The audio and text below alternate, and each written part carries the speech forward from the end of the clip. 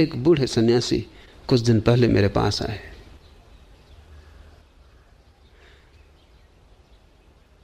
कुछ भी पाने को नहीं है अभी, ऐसी छोटी छोटी मन की सूक्ष्मताओं की झलकें मिली कि कभी शांत बैठे हैं तो प्रकाश दिखाई पड़ गया है, कि कभी शांत बैठे तो भीतर ऊर्जा का उठता हुआ स्तंभ दिखाई पड़ गया है। ऐसी छोटी छोटी बातें जिनका कोई बड़ा मूल्य नहीं, जो कि मन के ही खेल हैं, जिनके की पार जाना है, जिनमें उलझे तो कभी भी परमात्मा तक पहुंचा नहीं जा सकता। बड़े परेशान भी थे क्योंकि अब आगे कैसे बढ़ें। मैंने उनसे कहा कि साफ सी बात है, आगे कैसे बढ़ें ये बड़ा सवाल नहीं है। जो आपको अभी तक हुआ है उसको आप पकड़े हैं तो आगे कैसे बढ़ेंगे। जैसे कोई आदमी रास्ते के किनारे लगे एक वृक्ष को पकड़ ले, फिर पूछे कि अब आगे कैसे बढ़ें, इसमें क्या मामला है, इस वृक्ष को छोड़ो, इसको पकड़े हो तो आगे कैसे जाओगे। छोड़ के ही कोई आगे जाता है। एक सीढ़ी छोड़ो तो दूसरी सीढ़ी पे पैर पड़ता है, सीढ़ी पकड़ लो तो आगे पैर पड़ना बंद हो जाता है। अब वो अकड़े हुए, वो कहते हैं कि उनकी कुंडली जग गई। वो अकड़ बता रही है कि वो जो छोटे छोटे अनुभव हुए पकड़ लिए गए। कहते हैं उन्हें नील ज्योति दिखाई पड़ रही है। और मुझसे पूछने आए थे कि मैं अब कौन सी अवस्था में हूं। मैंने उनसे कहा कि ये पूछो ही मत, क्योंकि दो ही अवस्थाएं, ज्ञानी की और अज्ञानी की, तीसरी कोई अवस्था नहीं। और तीसरी अगर बनाई तो वो अज्ञानी का ही उपद्रव होगा। दो ही अवस्थाएं, या तो उसकी जो पहुंच गया या उसकी जो अभी नहीं पहुंचा है। और जो नहीं पहुंचा है उसने अगर कोई अवस्था बना ली मध्य की, तो उसी अवस्था को पकड़ लेगा। पकड़ने के कारण पहुंचना मुश्किल हो जाएगा। अवस्था बनाओ मत, अभी तो दो में से तय कर लो।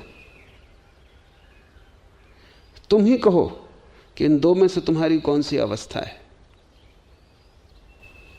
अज्ञानी के कहने में उनको बड़ी कठिनाई हुई।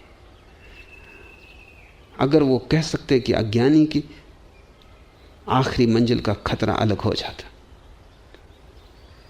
यात्रा शुरू हो जाती। उन्होंने कहा कुछ कुछ ज्ञानी की। मैं पूरा ज्ञानी तो मैं नहीं हूं। उनका कभी सुना है अधूरा ज्ञान, कभी सुना है कि ज्ञान की कोई डिग्री होती, कि अभी 50% हो गया, अब 60% हो गया, अब 70% हो गया।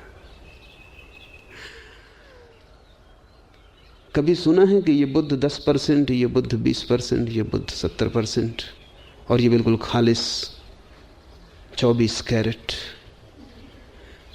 बुद्धत्व की कोई अवस्थाएं नहीं। बुद्धत्व या अबुद्धत्व।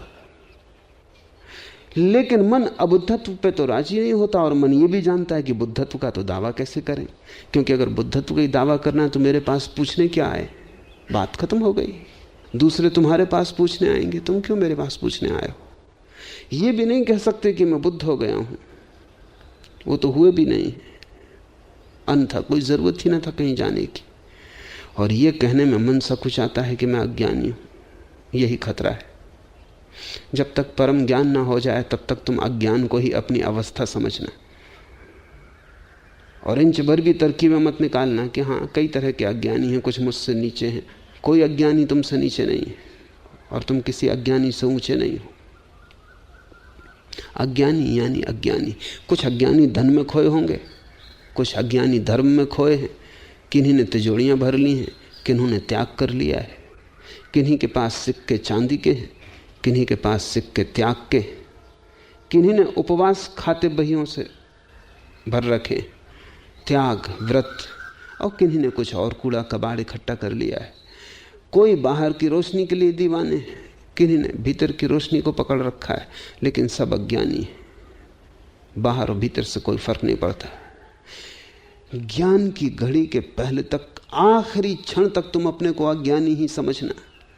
अगर आखिरी क्षण को आने देना हो, जब तक कि तुम मंदिर में बुला ही ना लिए जाओ भीतर, तब तक तुम अज्ञानी ही बना रहना, तब तक तुम याचक ही रहना, तब तक भिक्षा पात्र को फेंक मत देना, तब तक तुम अपने को विनम्र ही रखना, तब तक जरा भी अहंकार को निर्मित मत होने देना। अगर इस अहंकार को तुम रास्ते पर निर्मित होने दिए तो आखिरी क्षण में यही अहंकार तुम्हें डुबाएगा। यही सांप है जो तुम्हें आखिरी क्षण से लील जाएगा और वापस पहुंचा देगा जहां उसकी पूंछ है।